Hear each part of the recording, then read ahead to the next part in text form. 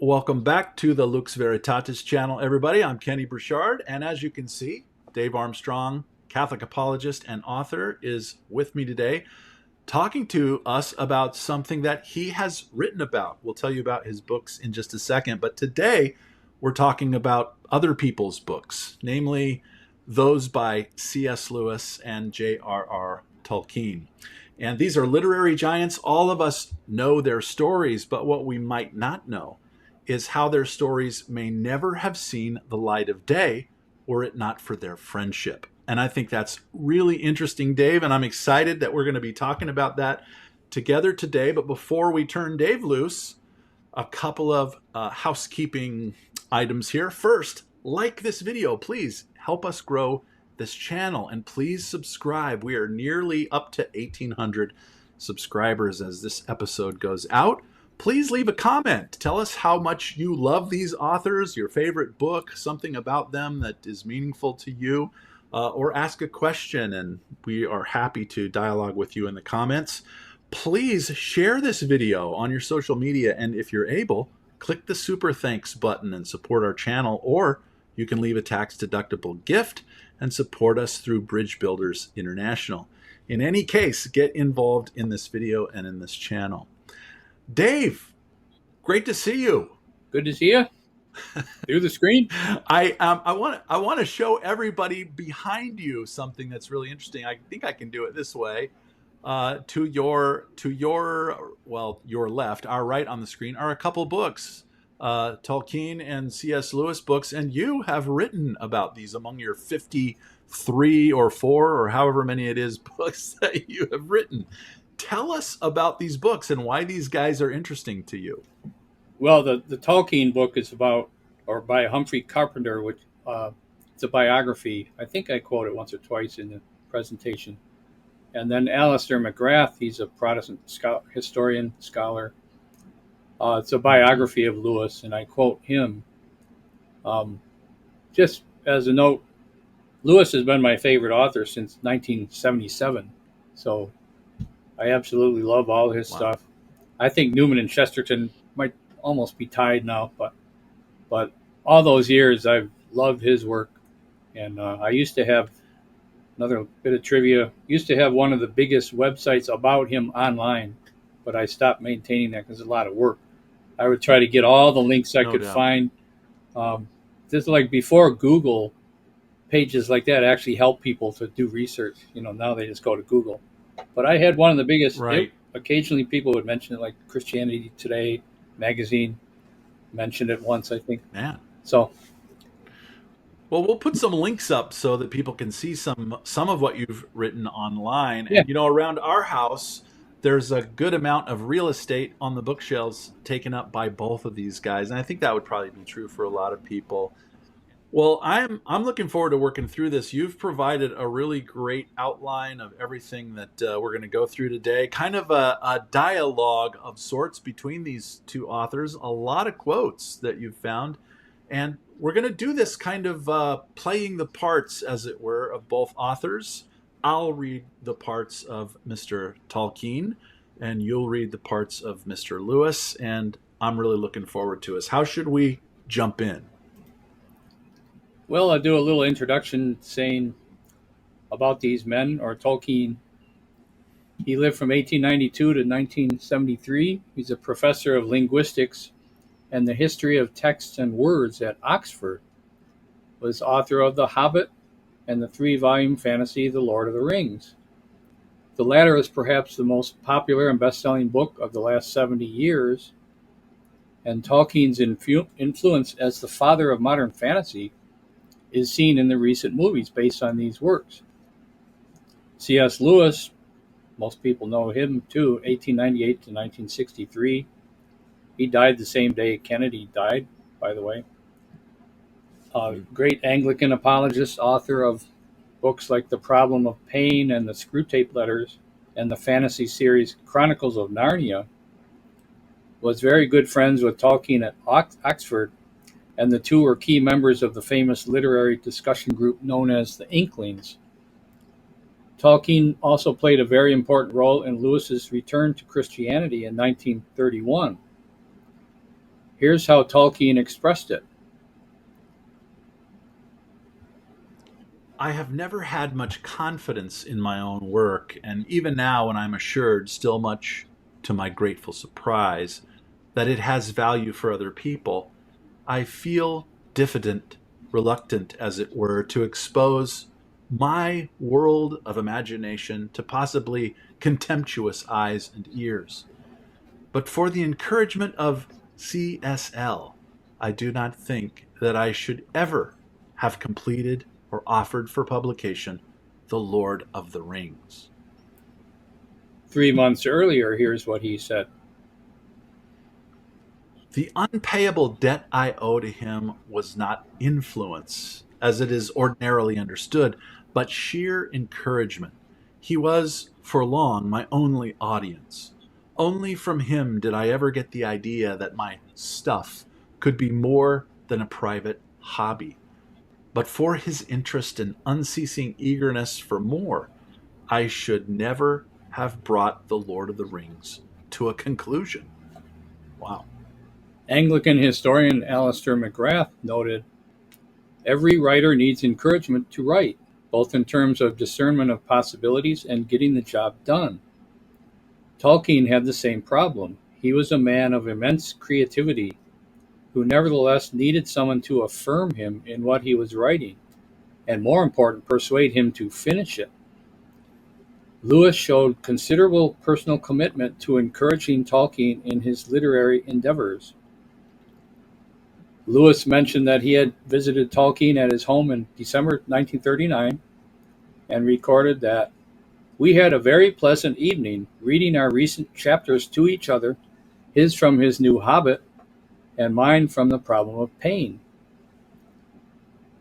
But Lewis had been encouraging Tolkien's writings as early as 8 years before. In late 1931, according to Tolkien biographer Humphrey Carpenter, the book behind me here, Lewis and Tolkien continued to see much of each other. Tolkien read aloud to Lewis from the Silmarillion, and Lewis urged him to press on and finish writing it. By the end of 1937, Tolkien reported that Lewis was reading the still developing Lord of the Rings, begun in that year. In March 1938, Tolkien wrote that Lewis thought early drafts of The Lord of the Rings were better than The Hobbit. By December 1942, Lewis had read by Tolkien's report the still incomplete Lord of the Rings many times. That's long work, too. Yeah. In 1944, Tolkien had reached a roadblock in writing his new book, and once again it was Lewis who encouraged him to continue. Yeah, he says, CSL is putting the screw on me to finish. I needed some pressure and shall probably respond. A month later, he was manifesting significant renewed effort on the book. He said, I read my second chapter, Passage of the Dead Marshes, to Lewis. It was approved.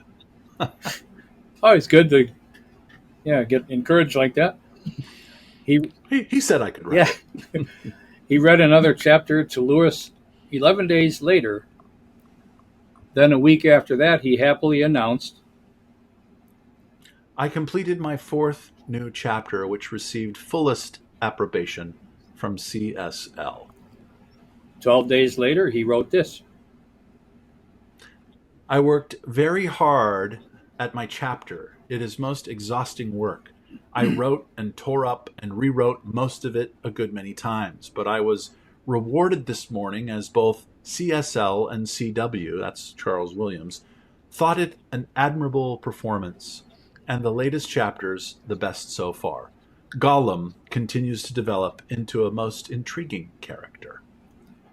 Lewis was even more impressed by the next installment and wrote about it, or Tolkien wrote about it to his son. Here's what he wrote. I read the last two chapters to CSL on Monday morning. He approved with unusual fervor and was actually affected to tears by the last chapter, so it seems to be keeping up. Lewis proclaimed about the still nameless Lord of the Rings 5 months later. Tolkien is most important. The Hobbit is merely the adaptation to children of part of a huge private mythology of a most serious kind. The whole cosmic struggle as he sees it, but mediated through an imaginary world. The Hobbit's successor, which will soon be finished, will reveal this more clearly. This is the private world of a Christian. He is a very great man. His published works, both imaginative and scholarly, ought to fill a shelf by now, but he's one of those people who is never satisfied with a manuscript. Tolkien kept working, and by October 1949, The Lord of the Rings was finished, but was published only in 1954 and 55. Lewis ecstatically expressed to his friend, "I have drained the rich cup and satisfied a long thirst. The steady upward slope of grandeur and terror is almost unequaled in the whole range of narrative art known to me. In two virtues I think it excels, sheer subcreation, also in gravitas. No romance can repel the charge of escapism with such confidence." Then a little later he wrote, "I congratulate you. All the long years you have spent on it are justified." That's a pretty good friend to get all that. Get the Yeah, a lot of absolutely. warm fuzzies there. Upon its acceptance for publication, Tolkien wrote to Lewis, and he replied like this: "Just a note to tell you with what agreeable warmth and weight your yesterday's good news lies on my mind, with an inward chuckle of deep content. Foremost, of course, is the sheer pleasure of looking forward to having the book to read and reread. And I am, of course, very glad on your account, too. I think the very prolonged pregnancy has drained a little vitality from you. There'll be a new ripeness and freedom when the book's out." Lewis continued enthusiastically recommending and promoting The Lord of the Rings in the years after that. In letters to various people, he described it as a great romance and immensely worth reading. Then he wrote to the publisher, "I would willingly do all in my power to secure for Tolkien's great book the recognition it deserves. I can't tell you how much we think of your house for publishing it. It would be almost safe to say that no book like this has ever been written. No imaginary world has been projected which is at once so multifarious and true to its own inner laws. None so relevant to the actual human situation." On the same day, he wrote to a friend, Lewis did, "Wouldn't it be wonderful if it really succeeded, in selling, I mean? It would inaugurate a new age. Dare we hope?" He calls it, quote, "glorious," and "the book we have all been waiting for." These are all from his letters. And "magnificent" in 1960, still writing about it, and reread it again in 1956. He refers to, quote, "the glorious sea of Tolkien, 3 volumes and nearly as long as the Bible, and not a word too long." C.S. Lewis summed up Tolkien with regards to criticism of his work. "No one ever influenced Tolkien. We listened to his work, but could affect it only by encouragement. He has only 2 reactions to criticism. Either he begins the whole work over again from the beginning, or else takes no notice at all." Seems like a real character. Sensitive. So that's okay. He's a great artist. So anyone who loves The Lord of the Rings, and many tens of millions do, must be eternally grateful to Lewis for his endless enthusiasm and encouragement of Tolkien to both write and finish it. If he had been mostly critical, it may very well never have appeared, since they were good friends and highly valued and respected each other's literary opinions. Lewis, writing just 2 months before his death, accurately described his role with regard to Tolkien's masterpiece. "I don't think Tolkien influenced me. I am certain I didn't influence him. That is, didn't influence what he wrote. My continual encouragement, carried to the point of nagging, influenced him very much to write at all with the gravity and at that length. In other words, I acted as a midwife, not as a father. Wow. What an interesting way of putting that. Yeah, it is. It's amazing. I think about this stuff, Dave, and it was my wife who actually clued me in years ago to this relationship between Lewis and Tolkien. I didn't really know Ah, about it. Of course, I didn't grow up in the most literary acute family. yeah. So I'm a trailer park kid from West Valley, Utah, so I did, I knew what I knew. But the more I have read their stuff over the years, and like everybody, been swept into it, the more interesting it is to me that this friendship is or was what it was, and how powerful it is that these two guys, well, like they said here, they were more midwives than in a parental role. But that's so amazing. It really is amazing. Yeah, it was the Inklings that I mentioned is this group with those two and people like Charles Williams, and they would Hmm. meet in this bar that's at Oxford University, Right. and they would usually they would read their works to each other. That's why I mentioned, he read it to me. They It's almost like storytelling. So they sit and read your book, and then the other guys would give their opinion and whatever. So that last Yeah. quote I said, Tolkien was very sensitive. It's like, oh, you think that, well, I'm going to throw it away and begin it all over again, this kind of thing. But uh, he was a Right. great artist. Artists have interesting temperaments a lot of times. So whatever it took to get him to write that work, it's a masterpiece and recognized as such. Absolutely, and it's a testament, really, also, as another couple of reflections here, to the power of friendship and the need for encouragement that we have Yeah, from others, and how, even though within each of us there is a kind of vocation to be as great as we possibly can be. God wants us to be the fullest expression of ourself. But here's a friendship that kind of points to the reality that this doesn't happen in isolation. That greatness is often drawn out by friendship and by that encouragement that happens from somebody else. A second thought I have here is, you know, uh, when my wife was in her PhD, this would be like 12, 15 years ago, she was going to Oxford. She went 2 or 3 times during the course of her studies. And before they closed the Eagle and Child pub in Oxford, she had gone and sat in there and sat at the table over where they had sat. Now, we went there a couple of years ago and it was closed, but right ah, across the street is another pub, the Lamb and Flag, I think it's called. And we sat in there and we had a proper British breakfast and or some kind of meal in there. But we thought, as we were sitting there, we thought we're in this place, on planet Earth, where a couple of great minds sat and had a pint of ale or whatever they were doing, and talked together about their life's work, and we benefited from that work over the course of our lives. So in that way, we are inspired by the greatness of these men, even as they were inspired by each other. So it's really kind of like the gift goes on. yeah, it's great to hear the background.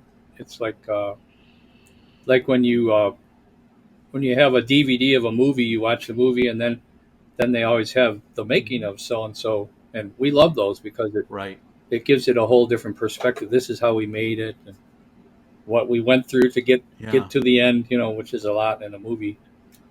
So it's really cool. Also, the Absolutely. Inklings was a very ecumenical group, which I love. Lewis is Right. Anglican, Tolkien is a Catholic. I don't know if I even mentioned that in the video.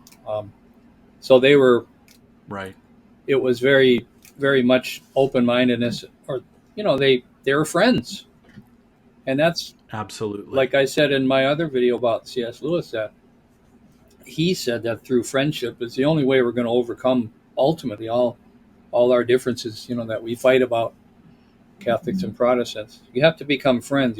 Because when you're friends, you'll listen to the other person, you'll respect what they're saying, and you won't be quick to say, you're just a dumbbell or whatever. So that's where it's at. True. I love that. It is. And that theme of friendship, you can't help but see it, especially in Tolkien's writings, as he has that special friendship between the Fellowship of the Rings, but especially between all the hobbits as they're cheering each other along, Yeah. helping each other along in different ways. Like that, you can tell that motif of friendship is really important to him and powerful. And in fact, you can't be successful in his world, that he has created. You can't be successful in that world without friendship. And I think that's really true, in this world, as this real world that we live in as well. Yeah. So really good stuff. Yep. Well, I'm grateful that you shared this, Dave. This is a really neat insight into a couple of people that all of us are familiar with, but it's, as you said, the backstory. And I sure appreciate you drawing this out. This is fun way to work through it, reading some of these quotes. That's the first time I'd read some of It's those. like old radio or something. That's pretty cool. Absolutely. Well, any final thoughts before we tune out or move on here? I would just recommend people like those of you out there who aren't even Christians, read both these works, or Lord of the Rings, anything by C.S. Lewis. He writes apologetics. He also writes fantasy too. It's a great world of apologetics from both of them. They do it in different ways. Lord of the Rings would be more what I call imaginative theology. You bet. And Lewis does both. He does that. He also does very analytical works. He's great. Mm-hmm. He's a great writer. Mm-hmm. Both of them are. So I recommend them to everybody. It doesn't matter what you believe. You're going to get something out of it. So true. Well, thanks again, Dave. And thanks, everybody, for watching. Thanks for tuning in here to this channel, Lux Veritatis. And please click like. Please subscribe. Please leave a comment. Share the video. Support the channel if you can. And Dave, I'll see you next time. See you later.